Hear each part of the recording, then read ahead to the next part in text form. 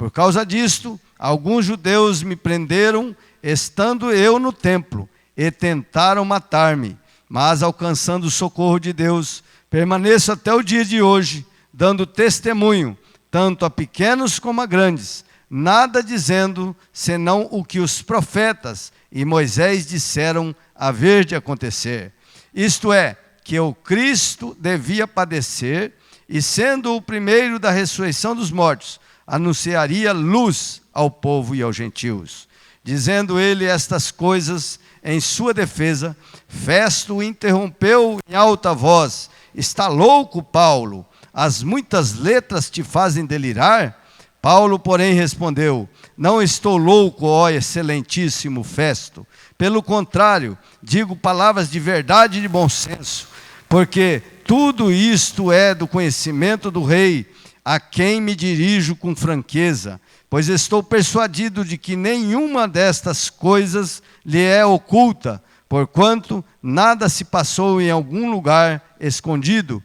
Acreditas, ó rei Agripa, nos profetas?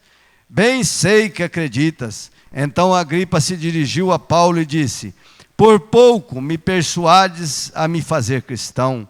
Paulo respondeu: assim Deus permitisse que, por pouco ou por muito, não apenas tu, ó rei, porém todos os que hoje me ouvem, se tornasse tais qual eu sou, exceto estas cadeias. Aleluia.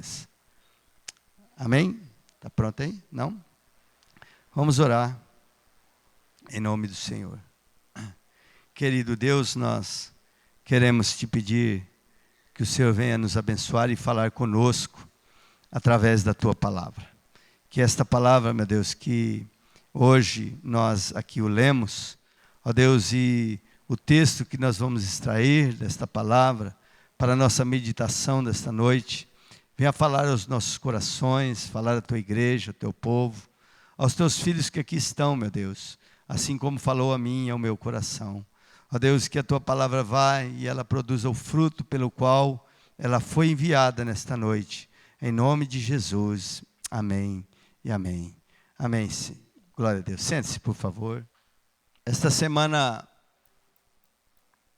eu lá no trabalho cheguei e tinha um senhor de idade. E ele, sei disso porque ele está sempre lá, junto com a gente, estava bem doente, tem problema de saúde. E eu então fui impulsionado a evangelizá-lo. Eu comecei a falar de Jesus para ele, e falando da vida eterna, e falando da obra que o Senhor Jesus fez na cruz do Calvário.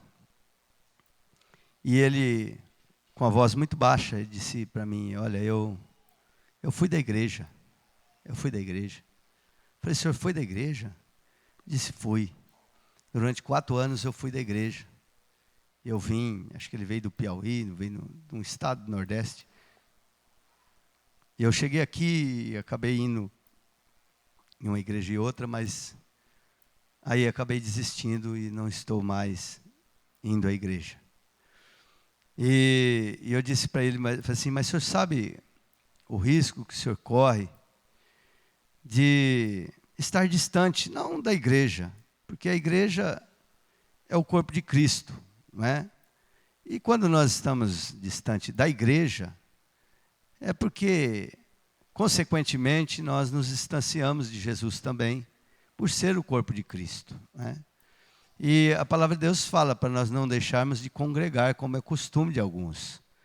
Talvez hoje, se fosse o dia de hoje, Paulo, ou o escritor de Hebreus, poderia dizer assim: não deixai-vos de congregar, como é costume de muitos, né?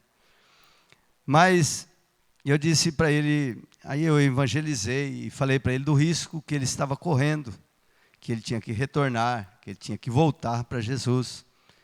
E ele afirmou para mim que voltaria na mesma semana, que voltaria neste final de semana, estaria na igreja.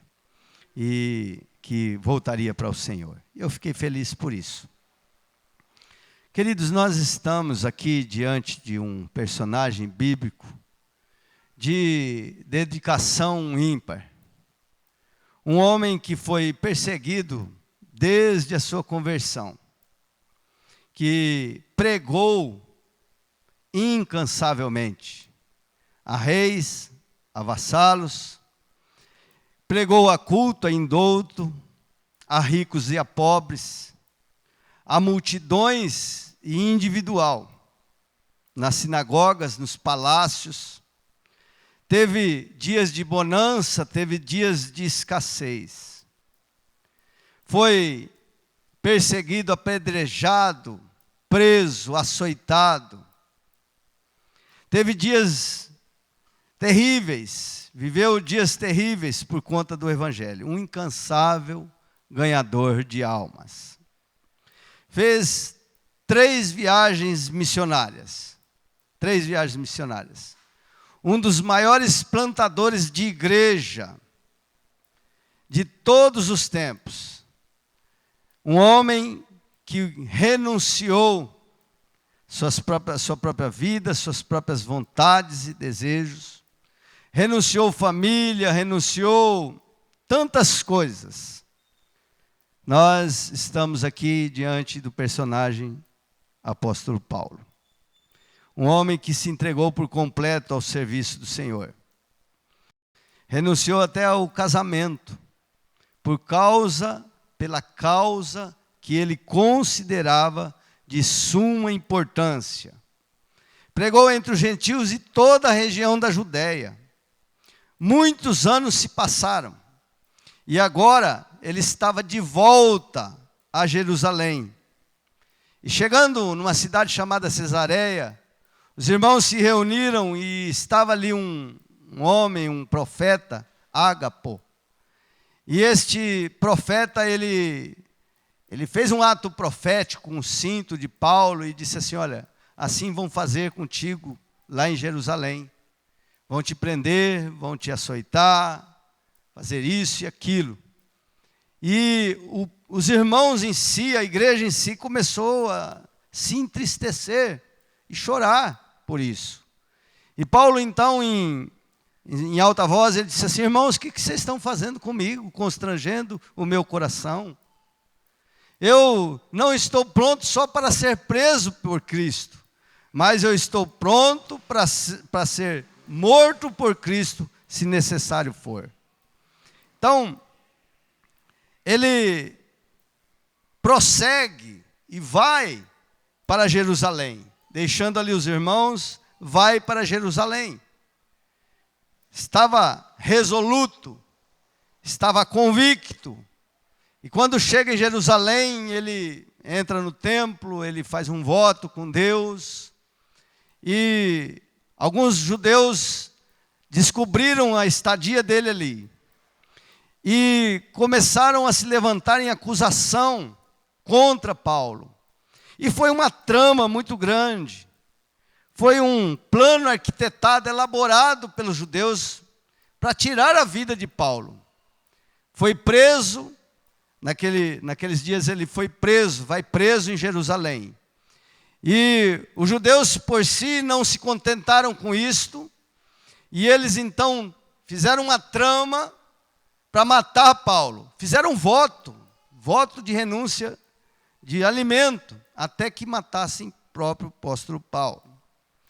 Mas, por misericórdia de Deus, o Senhor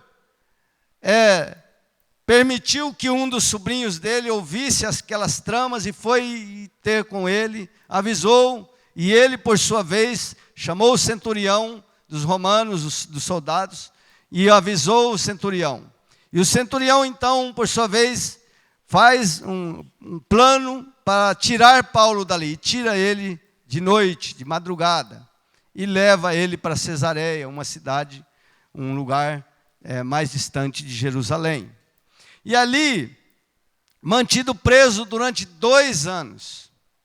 Durante 2 anos, ele ficou preso, esperando o julgamento. E aqueles que iam julgar nunca via nele a acusação que pudesse levá-lo à morte. Então, mantinham ele preso. E agora havia mudado ali os governantes daquela região. Festo era o governador. E Agripa II era o rei, era o último da dinastia herodiana. E Agripa e Festo, Paulo apela para Roma, apela para César, para ser julgado por César, por ser ele um cidadão romano.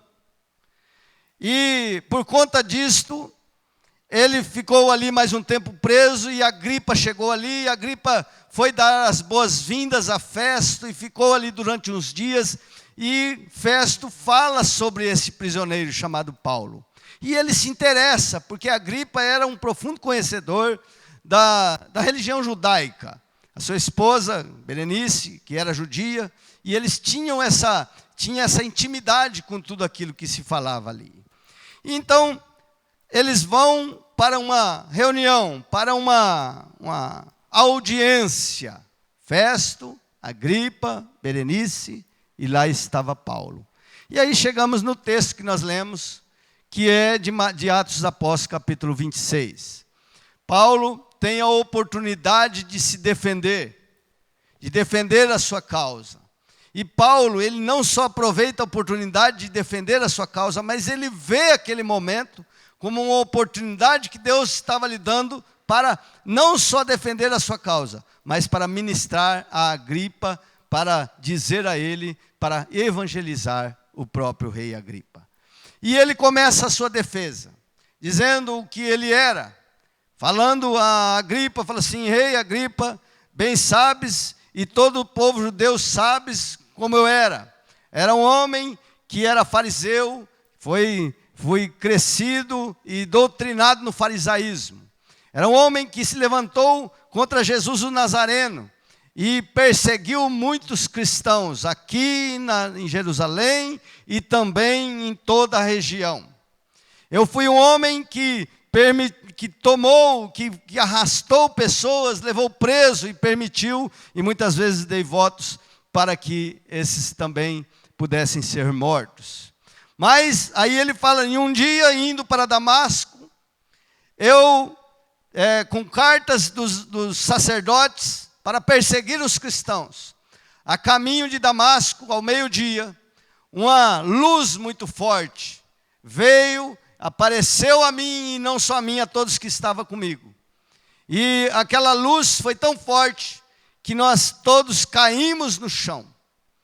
E quando caí do chão, veio uma voz dos céus dizendo: Saulo, Saulo, por que tu me persegues? Agora, Saulo no chão prostrado, já não mais com aquele ar de arrogância religiosa, com ar de perseguidor, mas agora já convertido pelo poder do Espírito Santo. Ele diz então com suas palavras: Senhor, quem és tu, Senhor? Quem és tu?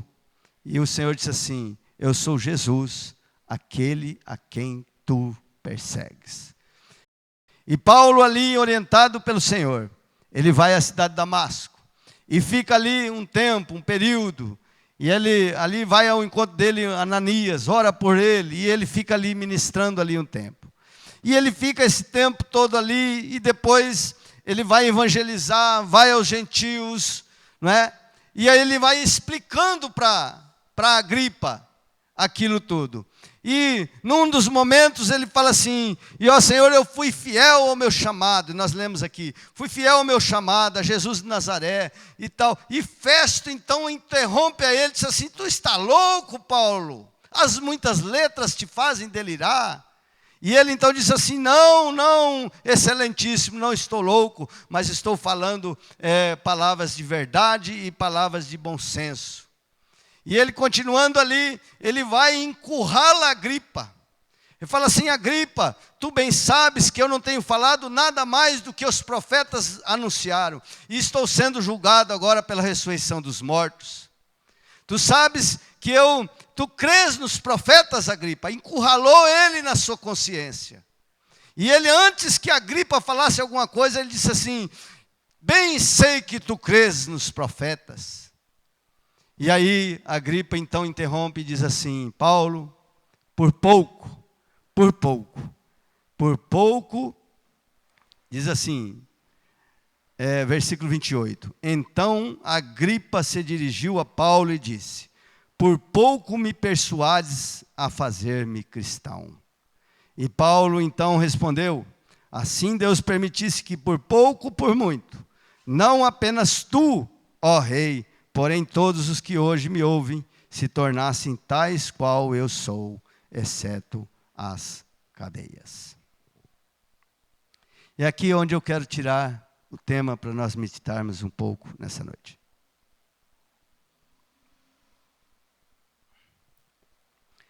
Por pouco salvo, mas totalmente perdido. Por pouco salvo, mas totalmente perdido. Quando nós falamos por pouco, quase, por minutos, nós podemos abordar várias coisas. Por exemplo, nas coisas que são corriqueiras da vida, nós podemos dizer que aquele viajante ou um viajante, que por pouco o viajante chega no aeroporto, ou chega na rodoviária, e o ônibus dele tinha saído, e ele diz assim: por pouco eu não cheguei a tempo. Por pouco ele não embarcou, mas perdeu o seu voo. Por pouco, o corredor que se preparou para uma corrida, e ele então se esforçando, se preparando para essa corrida, ele vai competir, e ele quase que chega na linha final. Por pouco chegou à linha final, mas, porém, perdeu a corrida. O estudante que se prepara para um vestibular, se prepara para o vestibular e vai prestar a prova, e ele fica entre aqueles que, depois dos classificados, um pouco abaixo. E ele pode dizer: sim, por pouco eu passei no vestibular, porém fui reprovado. Por pouco é a confissão da derrota com a esperança de conseguir a vitória. Por pouco. Porque nas coisas corriqueiras da vida, o por pouco pode ser corrigido. O viajante pode pegar o próximo avião. O corredor pode se preparar e no próximo ano ele pode ganhar a corrida. E também aquele que repetiu na prova do vestibular, ele pode se preparar melhor. E no próximo ano ele pode corrigir e passar e estudar. Então, o objetivo pode ser corrigido e pode se alcançar o objetivo em outro momento. Quem está entendendo diz amém. Amém? Por pouco. Porém, por pouco em outras ocasiões, que por pouco é irreparável. Há ocasiões que por pouco é irreparável. Nas questões da vida e da morte, não há por pouco, só existe duas categorias: os que ficam vivos e os que morrem. Não há por pouco. Por exemplo, o cirurgião famoso vai fazer uma cirurgia de um artista, de uma celebridade. Tudo preparado, ele vai para o hospital, e aí chega o momento da cirurgia, ele faz aquela cirurgia. Só que no outro dia, estampado está nos jornais. Por pouco, aquele cirurgião foi bem sucedido na sua cirurgia, mas, porém, morreu. O paciente morreu. Por pouco, por muito pouco, salvo, mas totalmente perdido. Ano de 2007, os irmãos se lembram muito bem. Voo da TAM, 17 de junho de 2007. Lembro-me porque era meu aniversário. Uma tarde chuvosa, um trem da TAM, aliás, um avião da TAM, sai de Porto Alegre para vir para São Paulo. Chegando em São Paulo, no aeroporto de Guarulhos, ele desce 181 passageiros e mais 6 tripulantes, 187 pessoas. Ele desce na pista molhada, escorregadia. E ali, aquele avião não para. E ele foi embora, deslizando. Deslizou-se, bateu em um prédio da TAM mesmo. Mais 12 tripulantes no chão. Virou-se uma bola de fogo. 199 pessoas morreram naquele dia. Pessoas que estavam seguras, humanamente falando, mas totalmente perdidas. Humanamente falando, seguras. Por pouco que o avião não chegou ao seu destino, aliás, chegou ao seu destino, mas ele não parou. Por pouco. Porém, totalmente perdidos. Final de 2016. Final de 2016, Chapecó, cidade chapecoense de Santa Catarina, estava em festa.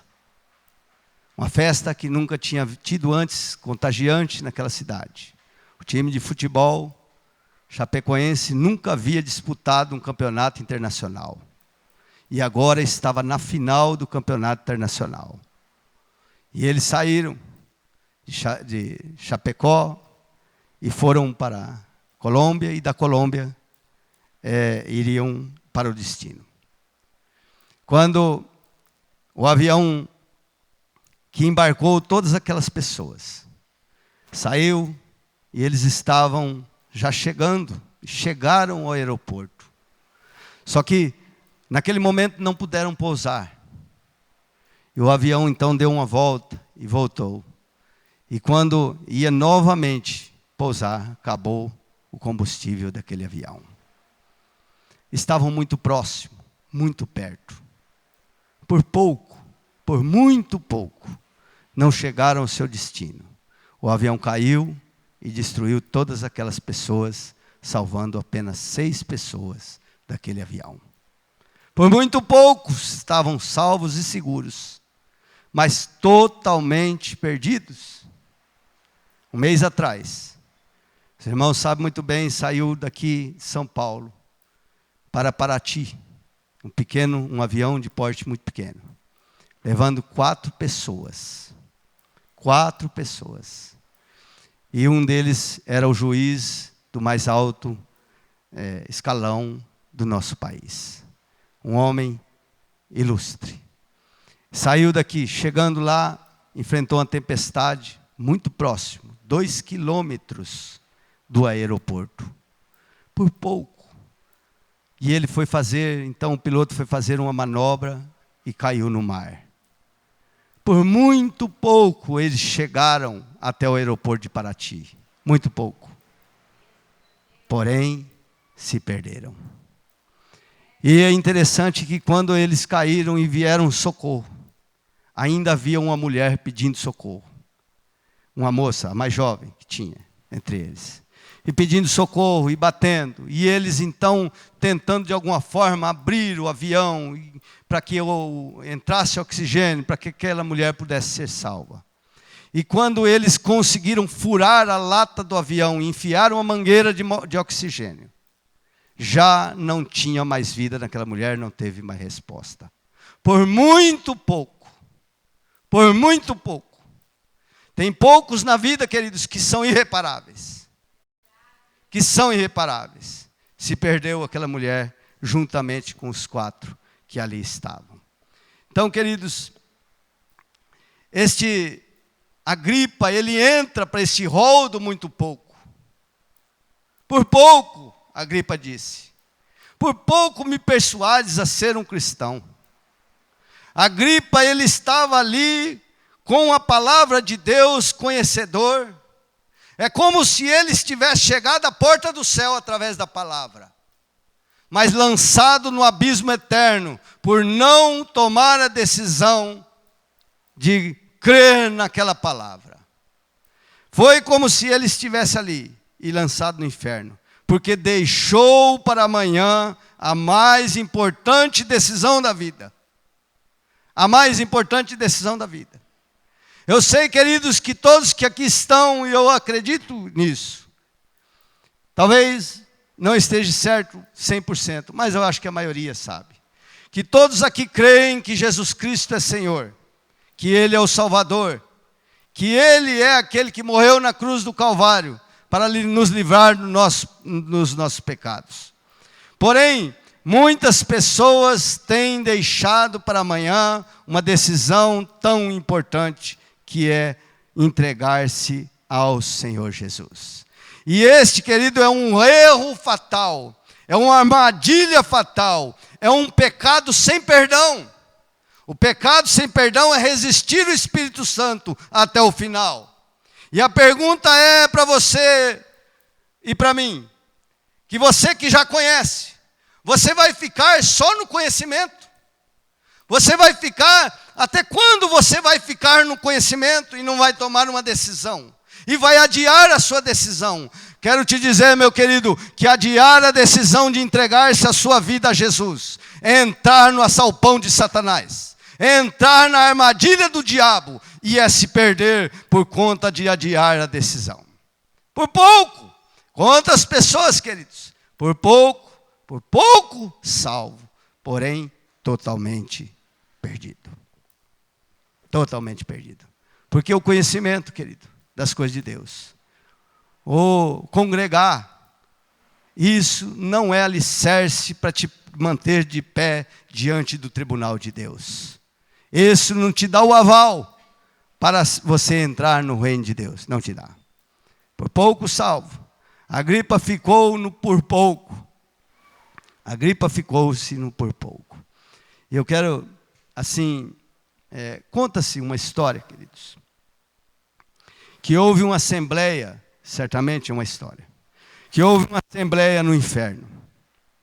E nessa assembleia os demônios se reuniram e eles estavam preocupados porque estavam perdendo muitas pessoas e muitas pessoas estavam se convertendo ao Evangelho.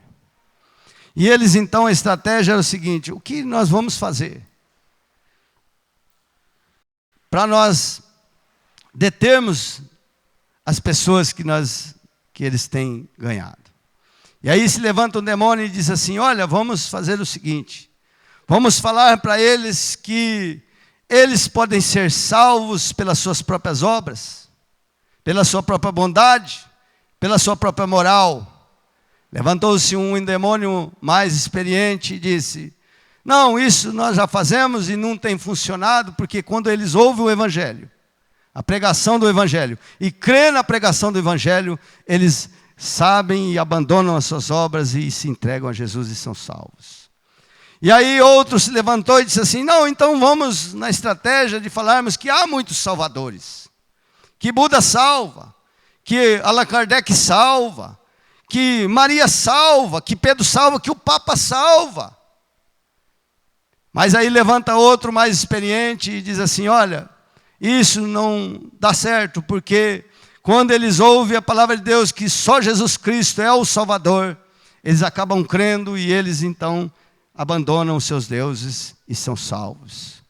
E aí se levanta outro demônio e diz assim: olha, vamos fazer isso, vamos fazer aquilo. E eles então não viam uma saída. Aí se levanta um dos demônios mais de alto escalão e disse assim: olha, vamos falar para eles a verdade. Vamos trabalhar com a verdade.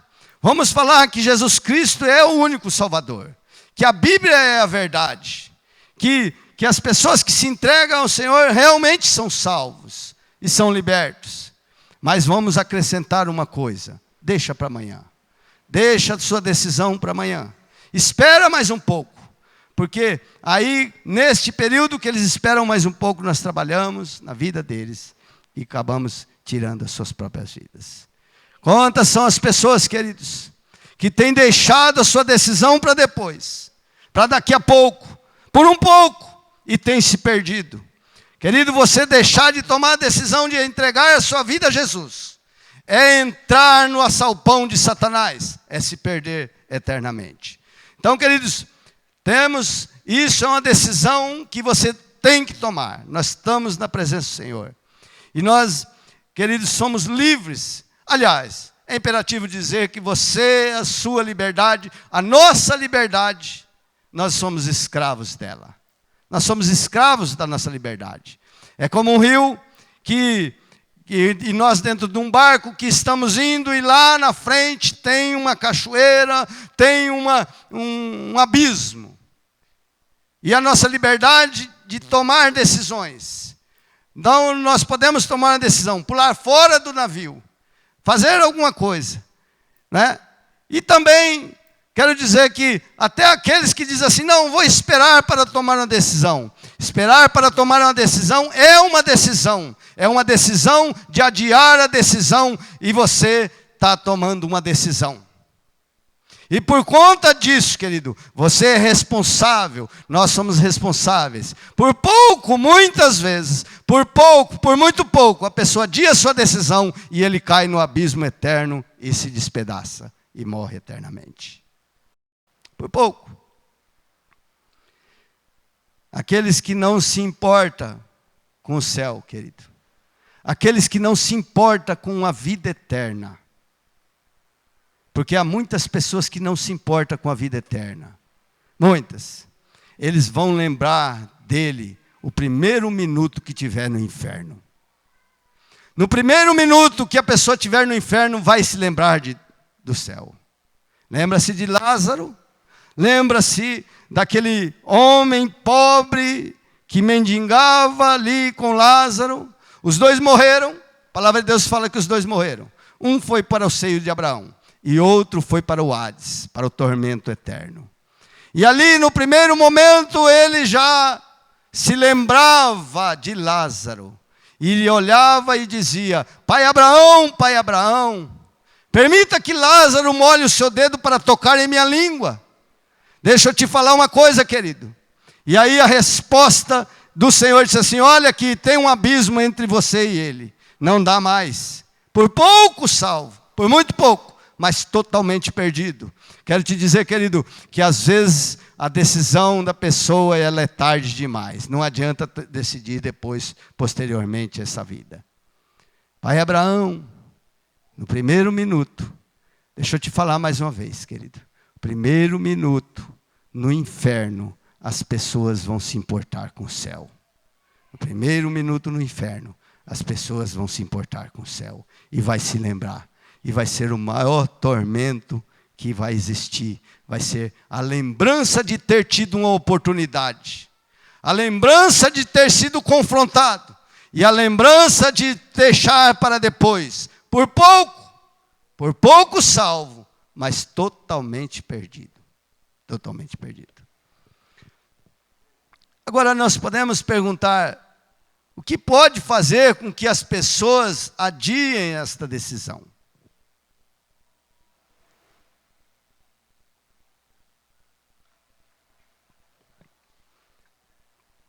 Primeira coisa que eu queria mencionar é o amor ao dinheiro.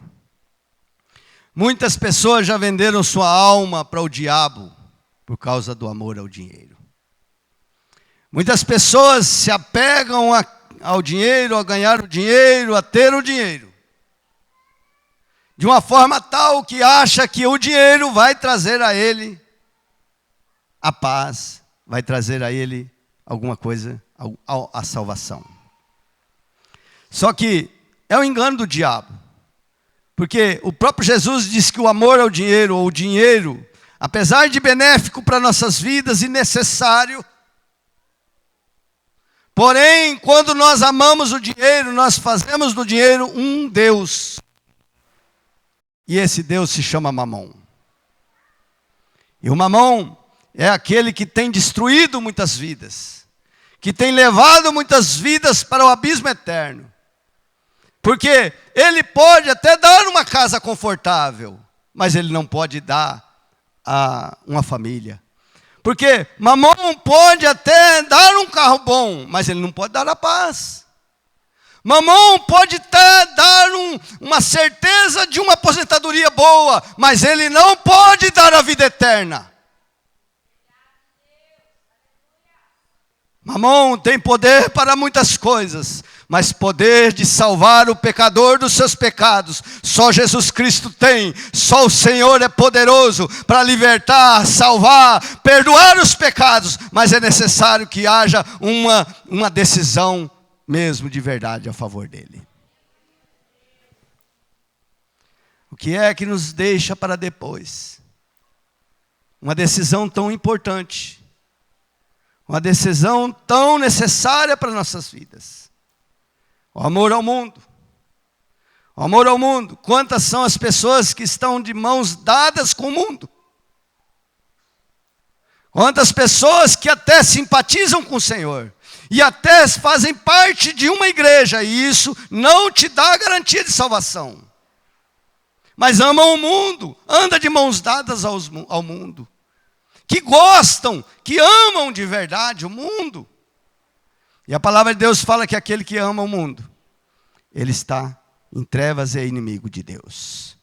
Quantas pessoas, querido, que não deixam e não querem abandonar, porque gostam da promiscuidade, gostam das coisas deste mundo. Queridos, nós vivemos hoje dias em que o diabo é tão terrível para manipular as pessoas com o mundo, a indústria do entretenimento.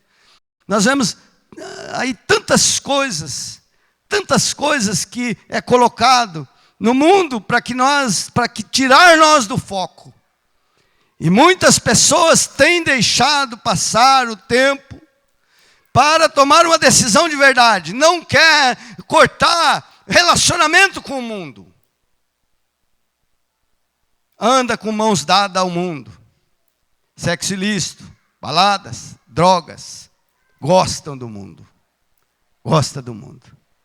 O que é que nos faz adiar a nossa decisão? As amizades.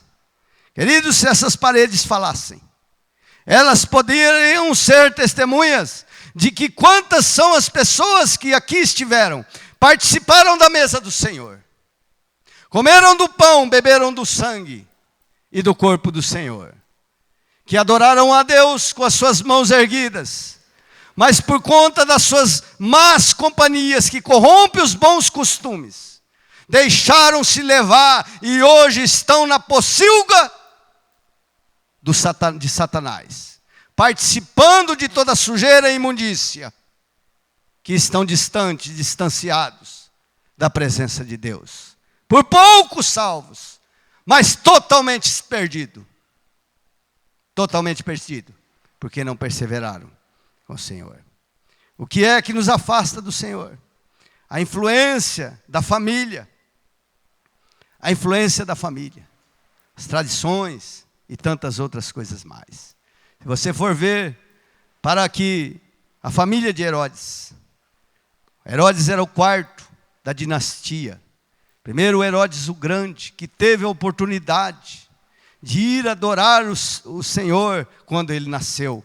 Lá estiveram os magos dizendo, olha, nasceu o rei dos judeus. Tiveram. Mas sabe o que ele fez? Mandou matar as crianças lá na Judéia. Depois veio o Herodes Antipas. Herodes Antipas, aquele que prendeu João. Que ele tinha até medo, temor do homem, mas não temia ao Deus de João. E mandou prender e decapitar João. E depois esteve diante de Jesus. Ele até, a Bíblia fala que recebeu Jesus com alegria, mas ele queria tão somente, a alegria dele era de que tivesse algum show ali para ele participar. Mas não teve nenhuma resposta de Jesus. Depois teve o Agripa I. Agripa I que ouviu as pregações dos apóstolos em Jerusalém. Foi aquele só que levantou-se em grande perseguição contra a igreja. Matou Tiago ao fio da espada. Mandou prender a Pedro e tantas outras coisas mais. E morreu porque não deu glória a Deus. Com medo de bicho. Depois, agora nós estamos aqui com Agripa II. diante do evangelista levantado por Deus. O evangelista que dá a ele uma oportunidade ministrando a palavra. E ele, por sua vez, por pouco, ele disse, por muito pouco, por pouco salvo, mas totalmente perdido. Quantas são as pessoas, queridos, que estão aprisionadas? Porque meu pai, porque minha mãe, porque meu avô, porque minha avó. Estão aprisionadas e não querem romper o cordão umbilical com a família. Está se deleitando na sua família. Porém, queridos, até tem a oportunidade. Por pouco são salvos, mas totalmente perdidos. Estamos diante do Senhor, queridos. Hoje nós estamos diante do Senhor de uma decisão inevitável. Como os 2 ladrões na cruz. Jesus ao meio, e os 2 ladrões à cruz. Um tomou a decisão de se entregar, de reconhecer Jesus como Senhor, como Salvador. Reconhecer Jesus como o próprio Deus. Mas o outro queria ser salvo da sua própria maneira, do seu próprio jeito. Por pouco, do lado do Salvador. Por muito pouco, mas totalmente perdido. Porque quis ser salvo da sua própria maneira e do seu próprio jeito. Por muito pouco. Foi uma decisão, temos que tomar essa decisão. Eu queria concluir esta palavra que nós vamos participar da mesa do Senhor. Dizendo uma história que é muito interessante, que é muito marcante. De um homem que tomava conta de uma ponte estratégia, onde todos os dias passava um trem, de manhã e de noite, e de tarde. E esta ponte ele tinha por obrigação de manusear os trilhos do trem, e isso dependia dele. Dependia dele para a salvação, para que o trem fluísse, e ele foi contratado exatamente para ter toda a atenção, para não ter nenhum tipo de problema de desastre do trem.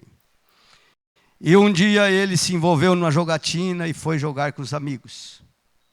E ele estava envolvido naquela jogatina, não se lembrou, e o tempo foi passando.